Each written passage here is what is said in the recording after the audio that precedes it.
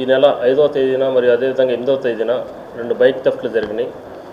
మాకు నిన్న రాబడిన సమాచారం మేరకు నిన్న ఈ అయ్యప్పగూడి సెంటర్లో వేదాయపాలెం దగ్గర ఇతన్ని రావు సూర్యనారాయణ అనే ముద్దాయిని మేము అదుపులో తీసుకోవడం జరిగింది. అతన్ని విచారించగా నెల్లూరు రూరల్ పోలీస్ స్టేషన్ పరిధిలో 2 బైకులు, వన్ టౌన్ పోలీస్ స్టేషన్ పరిధిలో 1 బైకు, అదేవిధంగా సూళ్ళూరుపేటలో ల్యాప్టాప్, మొబైల్ ఫోన్స్, కావాలి 2 టౌన్ పరిధిలో 2 ల్యాప్టాప్లు దొంగతనం చేయడం జరిగింది. అదేవిధంగా ఇక్కడ చింతారెడ్డిపాలెం దగ్గర గ్యాస్ సిలిండర్ కూడా దొంగతనం చేయడం జరిగింది. ఇతను మేము అదుపులో తీసుకొని ఈ ప్రాపర్టీని అంతా కూడా రికవరీ చేయడం జరిగింది విచారించి. ఇతనిపైన గతంలో కూడా 40 కేసులు పైన ఉన్నాయి. అతనిపైన దాదాపు 40 కేసులో కూడా రిమాండ్కి వెళ్ళి వచ్చినాడు.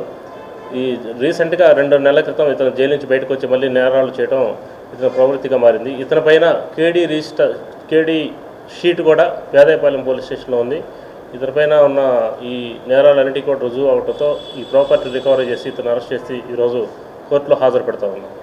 ఈ రికవర్ చేసిన మొత్తం కూడా 3 మోటార్ సైకిళ్ళు వచ్చేసి, ఒకటి నారాయణ హాస్పిటల్ దగ్గర జరిగింది, ఒకటి వచ్చి పెచ్చర్కూరు దగ్గర జరిగింది, ఇంకోటి వచ్చి మన ఈ వన్ టౌన్ విఆర్సీ సెంటర్ దగ్గర ఒక బైక్. ఈ 3 బైకులు, అదేవిధంగా ల్యాప్టాప్లు వచ్చి 3 ల్యాప్టాప్లు. ఈ 3 ల్యాప్టాప్లలో 2 వచ్చి కావాలి 2 టౌన్ పరిధిలో 2 ల్యాప్టాప్లు, ఒకటి వచ్చి లెనోవా, ఒకటి హెచ్పి. అదేవిధంగా సూళ్ళూరుపేటలో వచ్చి ఒక ల్యాప్టాప్, అది లెనోవా. ఇతను నేరాలన్నీ కూడా ఈ రైల్వే ట్రాక్ బేస్ చేసుకొని చేస్తూ ఉంటాడు. ఈ ట్రైన్లో మూవ్ అవుతూ ఆ ట్రైన్ ఎక్కడైతే రైల్వే స్టేషన్ అక్కడ దిగేసి ఆ నియర్ బై లాక్డ్ హౌసెస్ చూసుకొని అక్కడున్న బ్యాచిలర్స్ రూమ్లు, మెయిన్గా బ్యాచిలర్స్ రూమ్ టార్గెట్ చేసుకుంటాడు.